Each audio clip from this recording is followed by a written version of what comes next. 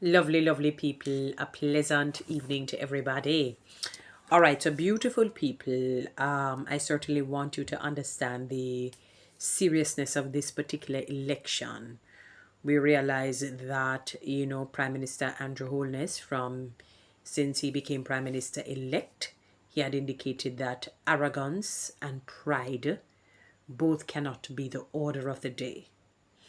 And when he was, commissioned as Prime Minister, during the inauguration, and he was giving his speech, he also noted that arrogance and pride cannot be the order of the day. And to sum up everything that he would have said, it is that he will hold his member of parliament accountable because they must do their jobs, and they have to do right by and for the people of Jamaica. And I think he was including those in the diaspora as well, while thanking the people for giving him a third term consecutively, because he was prime minister for on four occasions, let us put it that way. Short stint in 2011, and full, well, three consecutive terms, two full, and he just started the third of the consecutive three. And he has to realize that in this era, this quantum shift, or what some may call paradigm shift, that the people of Jamaica are not joking. 14 more members of parliament have been added on to the opposition. So it has beefed up in number, a sort of quantitative increase. Not sure the qualitative as yet, because we're yet to see what they will do. It is really the best man that will win come next general election. The people of Jamaica are not joking. They mean business. Gone are the days when you would say the country is a particular political party country. I remember hearing that, and I didn't like that, because I wanted people to talk about fairness, justice, equality, equity, and equality and equity are two fundamentally different things. Not everything that is equitable should be equal. One day I will do a video on equity versus equality. You follow? And I want people to understand that justice and fairness, having a voice, ought to be the forefront of the people of Jamaica. I remember I traveled overseas some time ago, and not in, well, yes, and I remember listening to a reporter, and she was from a different country, I can't recall, and she indicated that after interviewing some people, the people really did not care how brilliant you are. The people really didn't care how much knowledge you have, what your intelligence quotient is like. What they wanted was a voice, and that you gave them a voice. Giving them a voice doesn't mean they utter words and they speak. Giving them a voice means that what I'm saying matters, and you will action what I'm saying. I remember talking to some people and asked them what do they feel about how the country is being governed and manned, and they said it's going good, very good, but there is a puzzle, a piece of the puzzle that is missing. I notice that the country is doing well on the macro level, and we see crime and violence going down. Some public sector workers would have gotten some level of increase.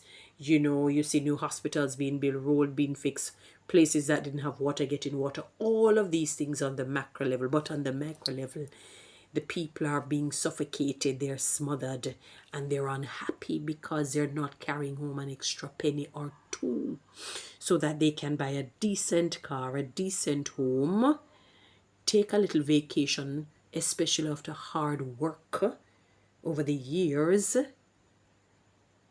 and to treat others, to help others, to give back in an efficient and in an effective way. Why? Because monies are held.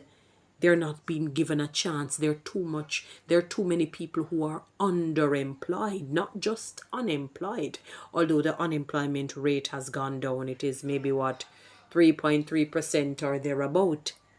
And whilst we understand that there are too many low tier, somewhat mid tier, and sparsely high tier jobs for those who are underemployed. So it means that their education and competencies are here, but they're paid here.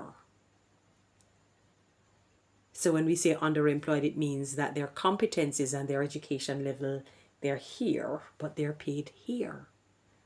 It's a travesty of justice. It is an insult to their intelligence. It is a shame and a disgrace to their intellect. The reality is that the people of Jamaica want more monies in their pocket. So the members of parliament and the powers that be must understand that the people are no longer joking. They are going to be watching you like hawks for the next 5 years to see how they benefit now on the micro level. They're going to look to see how they benefit on the micro level. The civil servants are going to look to see if they're going to get back the monies that they have been lobbying for a few years. The other public sector servants are going to be looking to see if they will get the monies that they've been lobbying for. Remember that you guys had gotten 100%, 200% increase, double the pay. So if you were earning 5 million for the year, you are now earning 10. Sometimes it's double and a half, depending on where you fall on the spectrum. The Prime Minister said that you guys will be held accountable. I heard the opposition leader say that they're going to hold you guys accountable. The people of Jamaica are going to hold you accountable, because for the next election, it is may the best man win. The MP, the leader that is consistent year after year. We know that Rome is not built in a day. But this particular government has been given a third term, and they have no alternative but to do right by and for the people of Jamaica.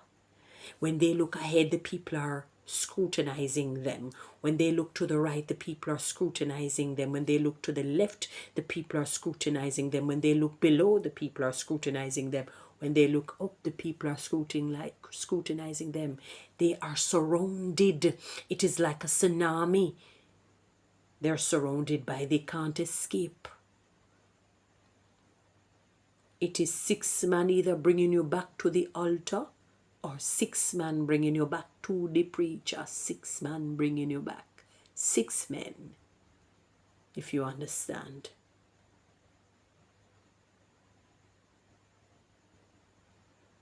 It is imperative that the members of parliament, that these elected officials, politicians, work. It is imperative that they allow the civil servants to benefit salary-wise and other benefits given. They're no longer taking the bare minimum. The Flintstone dark ages are gone. The primitive days are done. It is a modern time. It is a quantum shift, or what you may call a paradigm shift. It's no longer linear.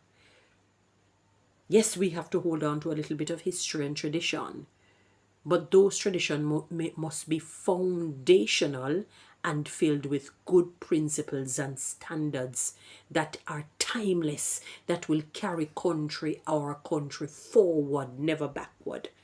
It must above all prosper, even as their soul prospers. Members of Parliament and Prime Minister, you have no alternative but to do right by and for the people. That has to be your daily mantra. You have to sing that until it becomes a reality. It's like faith comes by hearing, and hearing the word of God. You have to perform and do right by the people, and do right by the people, and do right by the people until it becomes a part of who you are. A word to the wise is sufficient unto the day, guys. You know what to do with TikTok and YouTube. Subscribe. Give me one of those lions.